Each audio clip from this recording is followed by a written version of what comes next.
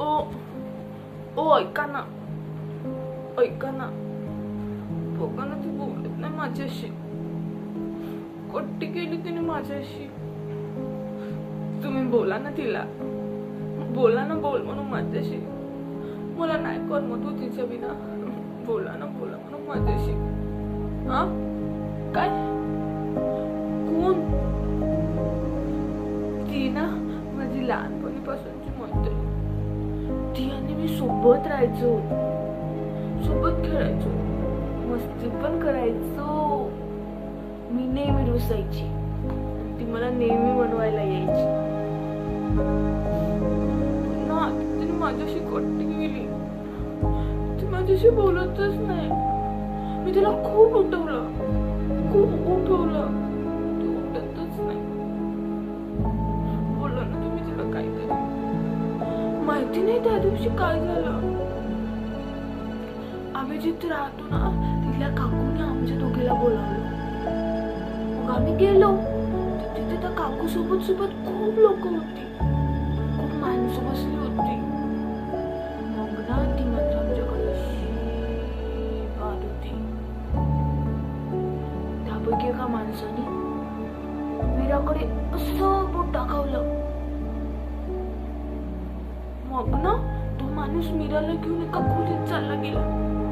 मी काकूला विचारलं, काकू मीरा कुठे गेली? काकूने मला सांगितलं की तो माणूस ना मीराला चॉकलेट देणार. खूप खुश झाली. मग मीराची वाट पाहत बसली. मग ना मग मला अचानक मीराचा आवाज आला.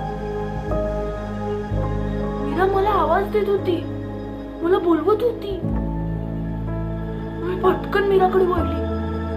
मला काकूने पकडलं आणि ओरडली, इथेच बसायचं, कुठेच नाही जायचं. मग मला काही वेळानंतर मीराचा रडण्याचा आवाज आला. मी काकूला म्हटलं, काकू मीरा रडत आहे. काकू, काकू मला जाऊ दे. काकू मला बोलवत आहे मीरा. काकू, काकू मला जाऊ दे ना. काकू, काकू, ओ काकू मीरा रडत आहे ना. काकू, काकू जाऊ द्या ना. काकूने नाही जाऊ दिलं, मला नाही जाऊ दिलं. मग थोड्या वेळानं मला मीराचा जोरात आवाज आला. मला जसा तो आवाज ऐकला, मी काकूला धक्का दिला आणि खोलीकडे गेली. तशी मी खोलीकडे गेली, त्या माणसाने दरवाजा खोलला.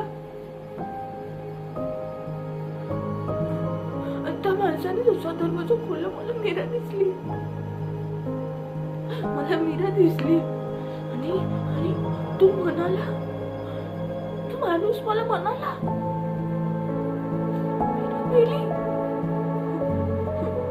मीरा मेली. तो म्हणाला मला,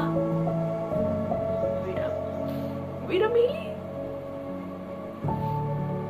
मीरा मेली म्हणाला मला. नाही, मीरा नाही मेली.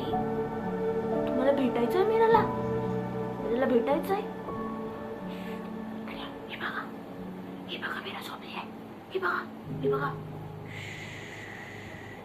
आवाज नाही, झोपली आहे ती. आवाज नाही.